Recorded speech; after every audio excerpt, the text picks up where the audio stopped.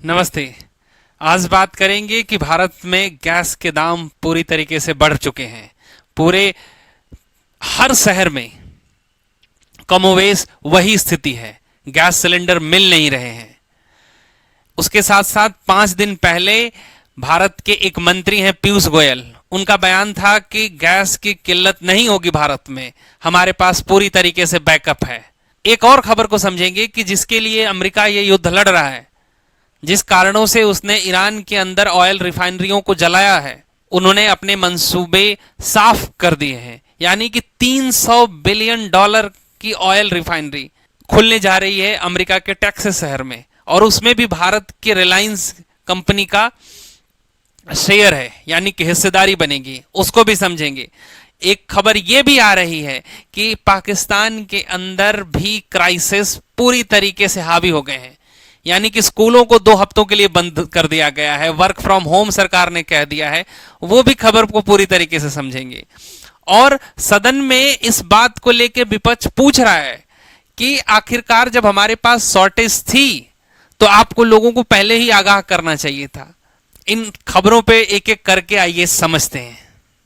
NDTV का एक post आप देखिएगा, जिसमें पीयूष गोयल जी को आप ये कहते हुए सुनेंगे कि हमारे पास युद्ध चलेगा लंबा तो भी हमारे पास बैकअप है, लोगों में पैनिक होने की कोई बात नहीं। और ये 5 दिन पहले कहते हैं।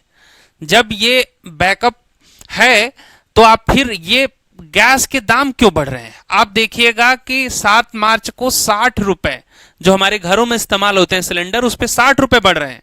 और जो कॉमर्शियल, जो रेस्टोरेंट होटल वगैरह में इस्तेमाल होते हैं, उनमें 115 रुपए की बढ़ोतरी करी गई है। इन्हीं के एक मंत्री हैं, पेट्रोलियम मंत्रालय भारत सरकार के, हरदीप पुरी, उन्होंने भी कहा था कि हम तैयार हैं, हमारे पास बैकअप है। तो उसके बाद सरकार ने अभी एक कानून है, एसेंशियल कमोडिटी एक्ट 1955। यह कानून कहता है कि सरकार उन वस्तुओं की कीमतों को निर्धारित कर सकती है जिनकी अभी बहुत ज्यादा डिमांड है। यानी कि जब आपके पास बैकअप था तो आपने ये सब क्यों अफरा तफरी मच रही है पूरे देश में? यानी कि लखनऊ, दिल्ली, बैंगलोर, चेन्नई, हर जगहों पे लोगों में एक पैनिक है कि क्या सिलेंडर आगे मिल पाएंगे या नहीं मिल पाएंगे। सरकार के किसी मंत्री को सामने आके ये कहना पड़ेगा, आश्वासन देना होगा लोगों को कि आखिरकार ये क्राइसिस भारत में कब तक रहेंगे, या युद्ध जब तक नहीं रुकेगा तब तक हमें इन तरीके से गैस सिलेंडर के लिए मारामारी करनी पड़ेगी, या सरकार के पास कोई अल्टरनेटिव है। दूसरी बात, आपको मैंने कहा था कि अमेरिका जिस लिए युद्ध लड़ रहा है उसका साफ एक ही मकसद है कि हमारे पास, आप देखिएगा एक खबर मैं आप ट्रंप का आपका दिखाता हूं। ट्रंप ने एक पोस्ट किया हुआ है और लिखा कि 50 सालों में अमेरिका सबसे बड़ी ऑयल रिफाइनरी ओपन करने जा रहा है। यानी, और इस ऑयल रिफाइनरी में भारत की रिलायंस कंपनी की भी हिस्सेदारी होगी। कितना % और क्या अमाउंट है वो अभी तक नहीं आया है। यानी कि टेक्सास शहर के अंदर इनकी रिफाइनरी ओपन होगी। और जो मैंने बताया था कि वेनेजुएला के ऑयल रिजर्व पे इन्होंने पूरी तरीके से कब्जा कर रखा है। यहां की कंपनियां वहां से क्रूड ऑयल को निकालेंगी, रिफाइन करेंगी और पूरी दुनिया में बेचा जाएगा। और इन्होंने कुछ दिन पहले एक बड़ी बमबारी में ईरान के ऑयल रिफाइनरियों में आग लगा दी थी। तो पूरी दुनिया को साफ समझ में आ रहा है कि अमेरिका बस चाहता है कि तेल उसके यहां से जाए।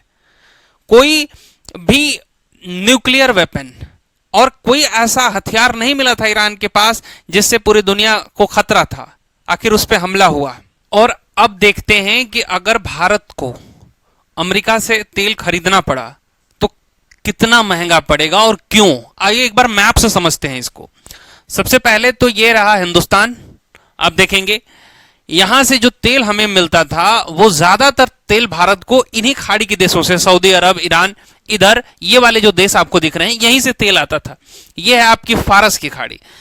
लेकिन अगर यहां पे स्ट्रेट ऑफ हॉर्मोज को ब्लॉक कर दिया है ईरान ने, या हालांकि ईरान ये बात कह रहा है कि हमने ब्लॉक नहीं किया हुआ है, लेकिन जो ऑयल के टैंकर यहां से आते हैं तो उनको डर है, उनको इंश्योरेंस नहीं मिल पा रहा है कि अगर यहां पे टैंकर आएंगे और ईरान ने अपनी मिसाइल दाग दी तो उस टैंकर जो बहुत महंगे होते हैं, आपको अमाउंट बता दूं कि 1 लाख से ऊपर, 1 लाख करोड़ से ऊपर की ये कैपिटल होती है।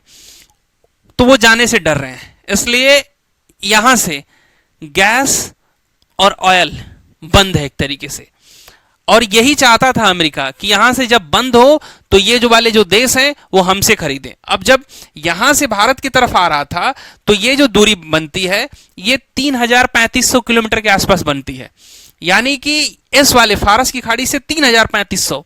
और अगर अमेरिका से लेना हुआ तो भारत की जहाजें यहां से निकलेंगी लाल सागर से होते हुए। आप ये देखेंगे कि स्वेज कैनाल यहां पे है, इससे पार करेंगी और ये चली जाएंगी भूमध्य सागर में। ये रहा आपका भूमध्य सागर।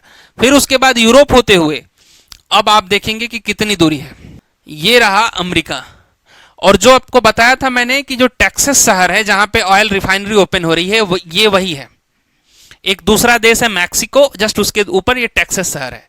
तो अगर यहां से ऑयल आता है तो ये जो डिस्टेंस बनती है ये करीब 25 से 30 दिन लगेंगे और 15 से 20 हजार किलोमीटर की दूरी है ये यहां से आने में। 20-25 दिन का ऑपरेशनल कॉस्ट वो अलग से लगेगा, साथ ही साथ दूरी का पैसा, और जो इनके पास जो इन्होंने वेनेजुएला से तेल लिया है वो तेल और ईरान के क्रूड ऑयल में, दोनों में डिफरेंस ये है कि आपको पहले एक बार क्रूड ऑयल दिखाता हूं। अब आते हैं क्रूड ऑयल पे। जो वेनेजुएला के पास क्रूड ऑयल है जिस पे अमेरिका अभी दावा ठोक रहा है, वो क्रूड ऑयल आप देखेंगे तो इस तरीके का होता है, काला सा रहेगा, गाढ़ा एकदम।